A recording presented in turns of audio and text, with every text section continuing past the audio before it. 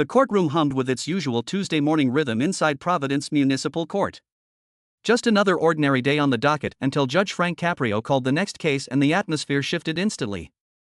A man stepped forward, calmly stated his name, and in that single moment, the seasoned judge, who had spent decades hearing every excuse imaginable, fell completely silent. What followed left everyone breathless and served as a powerful reminder that some debts, no matter how much time passes, can never truly be repaid. Before we dive into this extraordinary true moment of recognition, gratitude, and destiny, think about this. Has anyone ever recognized your family name and shared a story that completely changed how you saw your past? If so, drop it in the comments below. And don't forget to hit that subscribe button, because stories like this deserve to live on every weekday. Providence Municipal Court operates like a well-oiled machine under the steady guidance of Judge Frank Caprio, now in his 80s, who has presided from that same bench for more than 3 decades. He has handled thousands of cases, witnessed every shade of human emotion, and delivered both firm justice and unexpected compassion. But on that particular Tuesday morning in March, something truly extraordinary was about to unfold, something that would shake even this legendary judge to his core. The courtroom was unusually full that day. Traffic violations, unpaid parking tickets, and routine infractions filled the docket. As always, Judge Caprio moved through them effortlessly, blending his signature humor, empathy, and wisdom.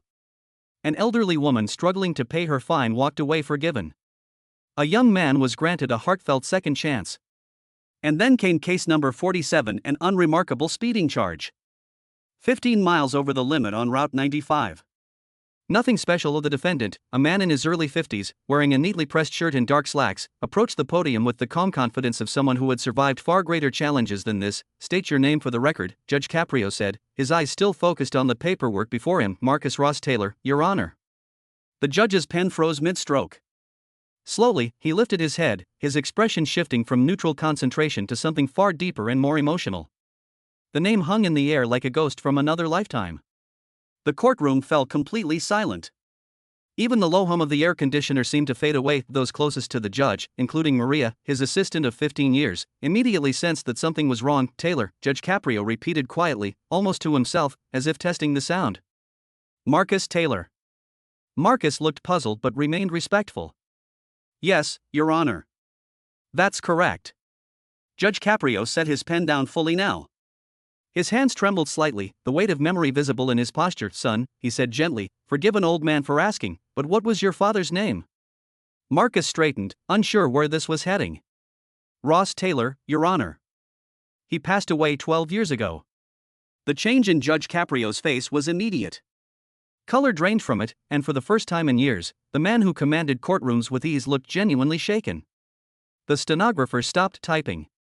Officers exchanged confused glances. Ross Taylor, Caprio whispered, almost reverently. Big Tony's crew. Construction. Hands like dinner plates. A laugh that could fill an entire neighborhood. Marcus's eyes widened in disbelief. You knew my father? What happened next would become courtroom legend. Judge Caprio slowly rose from his chair, a gesture he almost never made during proceedings. And when he spoke again, his voice carried decades of memory and emotion. Knew him, son, he said, his voice thick. I owe your father more than you could ever understand. Your father saved my life.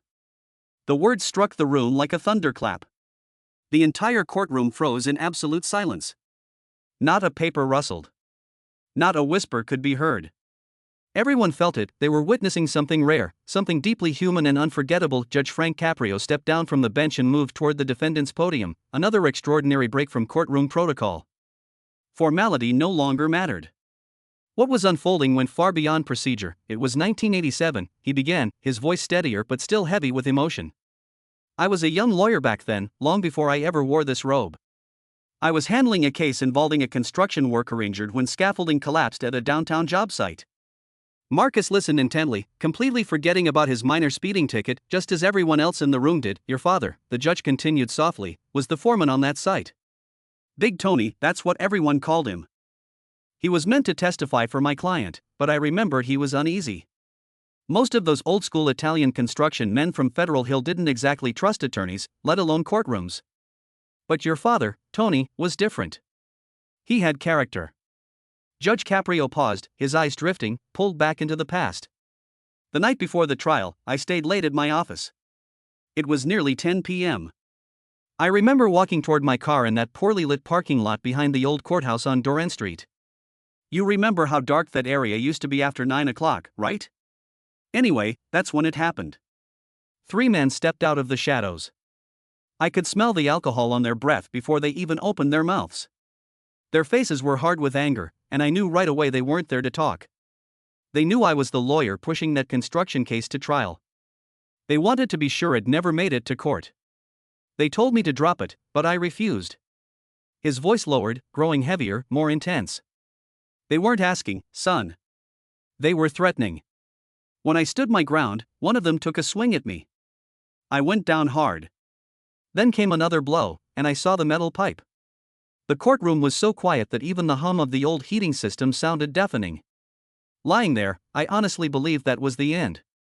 I thought I was going to die in that cold parking lot just for standing up for a man hurt on the job. Marcus' hands clenched without him even noticing. Then Judge Caprio's tone lifted, his eyes shining with the memory. And then I heard a voice, loud and booming, with that unmistakable Federal Hill accent. "Hey, you pieces of garbage, get away from him." And out of nowhere, your father appeared. 6'2", maybe 240 pounds, built like a tank from years of honest work. He looked like an avenging angel stepping straight out of the darkness. The judge smiled faintly through misted eyes. Those 3 men took one look at Big Tony and didn't hesitate. They ran, not walked, ran like their lives depended on it. Your father helped me to my feet, brushed the dirt off my jacket, and asked if I was all right. I thanked him, and do you know what he said? Marcus shook his head, barely breathing. "Nobody deserves to be hurt for doing the right thing, counselor. You'll win that case tomorrow." Then he simply walked away like it was nothing. Like saving a man's life was just another moment in his day. Judge Caprio paused, emotion thick in his throat, and wiped his eyes openly, unconcerned that the entire courtroom, officers, clerks, and spectators, sat in complete silence, watching decades of gratitude spill out. "I won that case, Marcus," Judge Caprio continued, his voice steady yet charged, the words carrying the weight of a lifetime. "The injured worker received the compensation he truly deserved. His family didn't lose their home, and his children stayed in school. All because your father, gave me the courage to keep fighting for what was right when the odds felt impossible." The courtroom was heavy with emotion. You could feel it in the air, and several spectators quietly wiped their eyes, moved by what they were witnessing. But the judge wasn't finished. "That's not where it ends," he said, pausing to steady himself. A week later, Tony came to my office. He didn't want recognition, no reward, no headlines. He just wanted to know if I was okay. We sat and talked for 2 hours that day. He spoke about his family, about you, Marcus. You were just a teenager then. He was so proud of you, son, so incredibly proud. Marcus finally spoke, his voice breaking to a whisper. "He never told me this," he said, eyes wide. "That was my father. He never did good things for praise. He did them because they were right. But he did tell me this, he hoped that one day, when I was older, I'd understand what it really meant to stand up for people who couldn't stand up for themselves." Judge Caprio met Marcus' gaze, intense and unwavering. "He was raising you to be better than he was," the judge said softly, even though he believed that was impossible, because he had never known a better man. Caprio paused, gathering himself. "Years later, after I became a judge, I tried to find him again. I wanted to thank him properly, maybe do something meaningful for your family, but by then he had moved, and I lost track of him. I always regretted that." Marcus replied quietly, almost with reverence, "Your Honor, my father always told me stories about his work, about the people he met. He said helping others mattered more than money, more than recognition. I wish I had known this story." The judge returned to his bench, but everything about him had changed. This was no longer an ordinary traffic matter. It had become a moment of pure human connection, honoring a legacy forged through courage and integrity. "Marcus Ross Taylor," Judge Caprio said formally, "you are here today for a speeding violation, 15 miles over the limit on Route 95. Marcus nodded respectfully. "Yes, Your Honor." The judge leaned forward, his voice heavy with meaning. "Son, you need to understand something. The debt I owe your family can never truly be repaid. Your father didn't just save my life that night.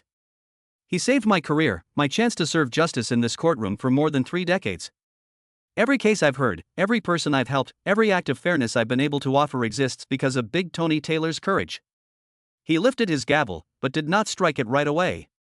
Instead, he held it, allowing the weight of his words to settle over the room. Some might say what I'm about to do isn't strictly fair, that justice should be blind to personal connections. But I learned something that night. Sometimes doing the right thing means placing humanity above procedure. His eyes locked onto Marcus. Case dismissed. The fine is waived, the points are removed from your record, and the violation is officially expunged, Judge Caprio declared, his tone calm yet profound. Then he leaned forward again and added, "But I want you to understand something, Marcus. I'm not doing this only because of what your father did for me all those years ago." Marcus blinked, clearly confused. The judge continued, "No. I'm doing it because of what you've done since then." He paused deliberately. "My bailiff ran a standard background check while we were speaking, and the results speak volumes. Would you like to tell the court what you do for a living, Mr. Taylor?" Marcus shifted slightly and answered quietly, "I'm a paramedic, Your Honor. Providence Emergency Medical Services." At that, the judge's face lit up with a broad, genuine smile, the kind that completely transformed the courtroom. 22 years of service. 17 commendations. 3 life-saving awards. And 43 lives personally saved in the line of duty, Caprio announced proudly. The courtroom burst into spontaneous applause, gasps, and cheers. Marcus stood stunned, nearly speechless. "You see, son," the judge said warmly, "your father was right. He did raise you to be better than him, though I still believe that's almost impossible. You've spent your life standing up for people who couldn't stand up for themselves, just like he did." Judge Caprio stood once more, raising his gavel but holding it suspended as his eyes swept across the room. "Big Tony Taylor saved one life 37 years ago, mine. His son has saved 43 lives since then. I'd say the debt has been repaid many times over, with interest." The emotional impact on everyone present was overwhelming. Officers, defendants waiting their turn, and ordinary spectators all felt they were witnessing something rare and extraordinary. "Mr. Taylor," Caprio concluded gently, "drive safely. Your father would be proud, and this community needs you to keep doing what you do every single day." As Marcus stepped away from the podium, Judge Caprio called out one final time. "And Marcus, thank you for everything your family has given to this city." That day in Providence Municipal Court became instant legend, spreading quickly through the courthouse, across the city, and eventually around the world through news coverage and social media. It wasn't just about a dismissed traffic ticket. It was a story of gratitude, service coming full circle, and how one act of courage can ripple across generations. Judge Frank Caprio has long been admired for his fairness and compassion, but that day reminded everyone why some people rise beyond the title of public servant and become symbols of humanity at its very best. Marcus Taylor continues to serve faithfully as a paramedic in Providence, still driving Route 95 to work each day. And every time he passes that courthouse, he remembers his father and the judge whose life Big Tony saved with nothing more than courage and conscience.